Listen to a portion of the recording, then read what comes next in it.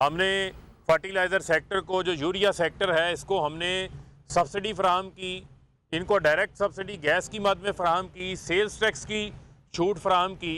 दुनिया में जो है वो 8,000 9,000 रुपये की यूरिया की बोरी अगर आज आप इंपोर्ट करें पाकिस्तान में पड़ती है, लेकिन पाकिस्तान में एक्स मिल रेट 1770 रुपये जो है वो यूरिया का मौजूद हुआ। लेकिन सिंध हुकूमत ने वहाँ भी अपनी नाहली दिखाई कि आज यूरिया वहाँ पर स्टॉक किया जा रहा है और पंजाब हुकूमत ने तकरीबन 2 लाख टन यूरिया होल्डर्स के ख़िलाफ़ कार्रवाई करते हुए रिकवर किया है, जब्त किया है, कॉन्फिस्केट किया है, जो मार्केट में आर्टिफिशियल शॉर्टेज क्रिएट करके यूरिया का रेट बढ़ा के किसान का इत्तेसाल करना चाहते थे। लेकिन पंजाब के साथ सिंध का जो बॉर्डर है वो खुला हुआ है और सिंध के अंदर हुकूमत सोई हुई है, क्योंकि वो खुद सिंध हुकूमत में माफियाज बैठे हुए हैं, इन होल्डर्स की ज़ख़ीरा अंदोज़ों के बेनिफिशरीज बैठे हुए हैं, सरप्रस्त बैठे हुए हैं। उनके ख़िलाफ़ किसी किस्म की जो है वो कोई कार्रवाई सिंध हुकूमत की तरफ से नज़र नहीं आती। यूरिया पंजाब से निकल कर उसकी सप्लाईज़ का जो ऑफ टेक है उसकी बहुत बड़ी तादाद पिछले साल के कंपैरिजन में इस साल सिंध के अंदर जा रही है, जबकि कल्टीवेशन एरिया डिमांड वहीं पर मौजूद है, क्योंकि वहाँ पर जो ज़ख़ीरा अंदोज़ हैं उनके ख़िलाफ़ कार्रवाई नहीं हो रही। पंजाब ने 160 लोगों को जो है वो गिरफ़्तार किया। और इसके अलावा जब अगर हम सिंध हुकूमत को देखते हैं तो किसान का इत्तेसाल कितने बड़े लेवल के ऊपर सिंध के हारी का, काश्तकार का, ये साई सरकार पीपल्स पार्टी की 13 साल से हुकूमत जो है वो इत्तेसाल कर रही है। यहाँ पर वफाकी हुकूमत ने DAP के रेट्स इंपोर्ट करते हैं, आलमी सतह के ऊपर बढ़े हैं। वफाकी हुकूमत ने फैसला किया कि हम किसान को DAP के ऊपर 1,000 रुपया सब्सिडी फराहम करेंगे, उसमें वफाक भी अपना हिस्सा डालेगा, सूबे भी अपना हिस्सा डालेंगे।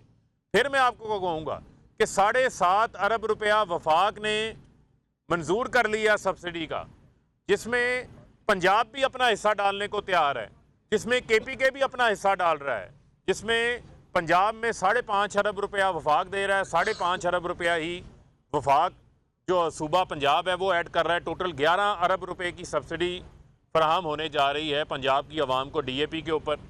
लेकिन सिंध हुकूमत वहाँ भी आंखें बंद करके बैठी हुई है, क्योंकि किसान दुश्मन पॉलिसी है इनकी। पहले किसानों का पानी सिंध के अंदर बड़े बड़े वडेरों को दे देते हैं, नहरों के बंद तोड़ के।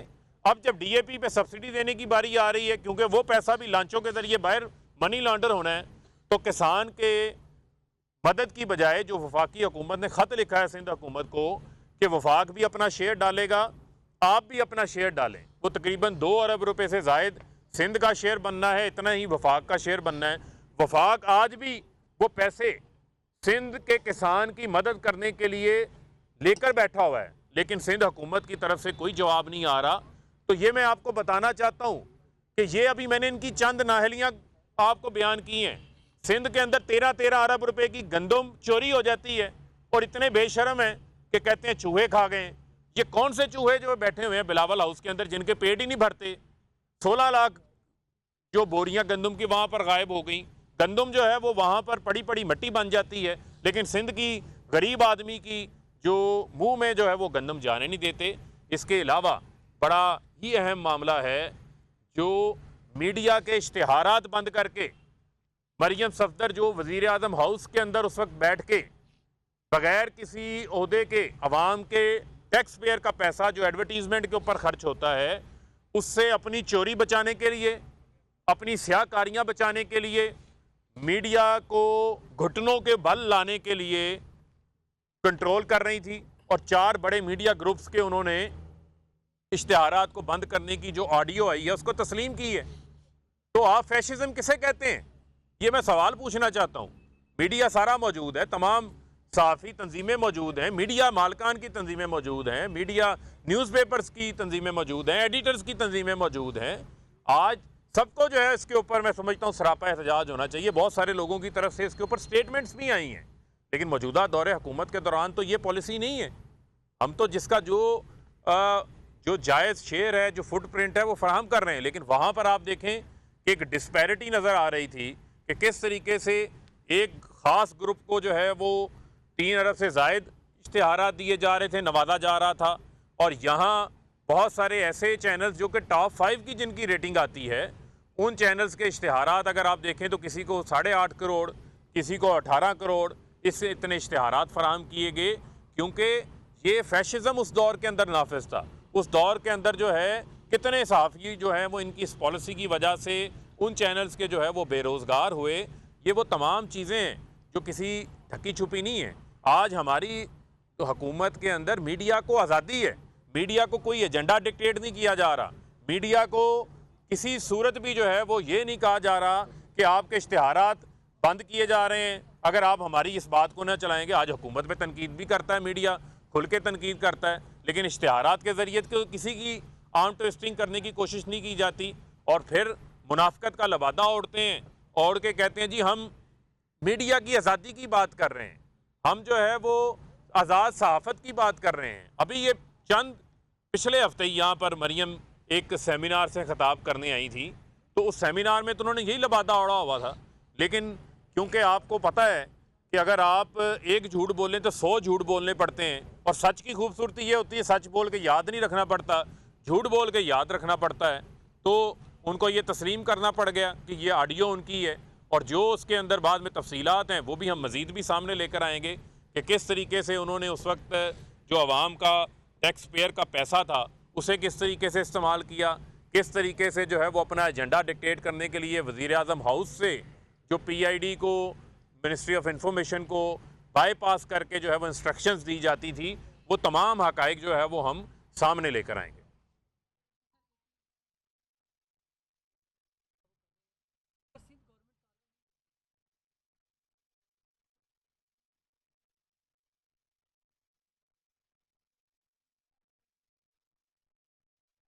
देखें फिर मैं आपको कहूँगा, फिर ये छुप जाते हैं 18वीं तरमीम के पीछे।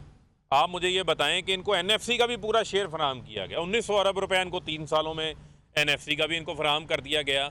लेकिन बुनियादी सवाल ये है कि ये किस मुंह से जो है वो वफाक के ऊपर तनकीद करते हैं, जब इनकी अपनी गवर्नेंस के ऊपर इतने ज़्यादा सवालात हैं, इनकी अपनी गवर्नेंस ना होने की वजह से, कार्रवाइयाँ ना होने की वजह से जगह जगह सिंध के अंदर माफिया नाके लगा के बैठा हुआ है, और वो आम आदमी का जेब भी काट रहा है, किसान का भी इत्तेसाल कर रहा है।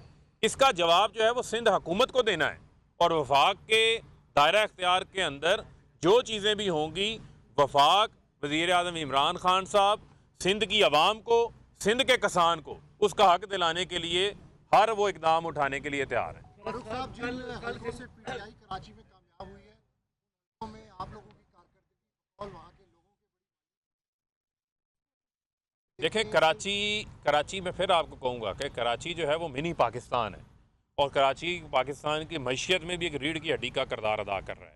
लेकिन आज आप देखें, ग्रीन लाइन बनाए वफाक बना रहा है, मुकम्मल कर रहा है।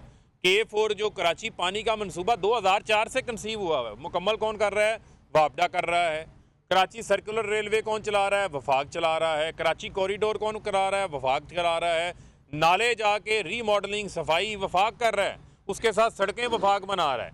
आज जो गली मोहल्लों के अंदर आपको डेवलपमेंट नज़र आ रही है, वो कराची की आवाम ने ही निशानदेही की हुई है सस्टेनेबल डेवलपमेंट गोल्स के तहत। वहाँ पर अवामी नुमाइंदे कराची की आवाम के लिए वहाँ पर काम कर रहे हैं, तो वफाक अपना पूरा शेयर डाल रहा है। लेकिन मैं सवाल करता हूँ सिंध हुकूमत से, जो 300-350 अरब रुपया सूबाई टैक्स कराची से इकट्ठा करती है, वो कराची के लिए क्या कर रहे हैं? कराची तो बिलावल हाउस का भी पेट पाल रहा है, लेकिन इनके पेट नहीं भरते। प्रेस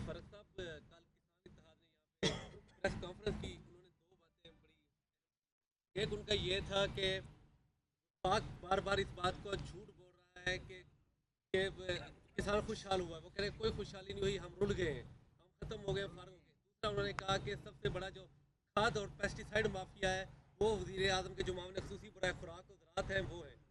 देखें, बुनियादी तौर के ऊपर फिर मैं आपको ये कहूँगा कि बात फैक्ट्स एंड फिगर्स से होनी चाहिए ना। आज अगर आप देखें तो कॉटन की जो पिछले साल पैदावार थी वो 6 मिलियन बेल्स थी। वफाक ने स्पोर्ट प्राइस मुकर्रर की 5500 रुपया मन। आज किसान को 7,500 रुपया जो है वो कॉटन का रेट मिला, और वो तकरीबन 9 मिलियन बेल्स के करीब इस टाइम कॉटन की पैदावार है। कॉटन की पैदावार में इजाफा, शुगर की पैदावार में इजाफा, 225 रुपये रेट इसी वफाकी हुकूमत ने मुकर्रर किया है। मुझे नहीं पता कि आप किस किसान की बात कर रहे हैं। आप गन्ने के किसान से पूछें, 100 अरब रुपए इजाफी मिला।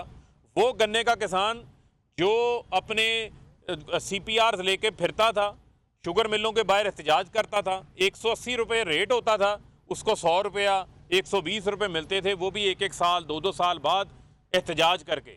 आज 15 दिन के अंदर यही इमरान खान ने पंजाब से भी कानून पास करवाया। 15 दिन के अंदर अंदर उनको पेमेंट करनी है, उनको ब्लैकमेल कोई नहीं हो रहा, कैश पेमेंट्स मिल रही हैं। जिन्होंने किसान की पेमेंट्स नहीं की उनके ऊपर केन कमिश्नर ने कार्रवाइयाँ की, उनके ऊपर FIR भी दर्ज हुई। तो मैं ये समझता हूँ, इसके अलावा आप मकई की फसल को देख लें, 18% उसमें इजाफा है। इस साल इंशाल्लाह जो अगली पैदावार हमारी गंदम की आएगी उसके अंदर भी जो है वो इजाफा होगा, और हुकूमत यूरिया में, DAP में ये तमाम सब्सिडीज़ किसान के लिए फराहम कर रही है।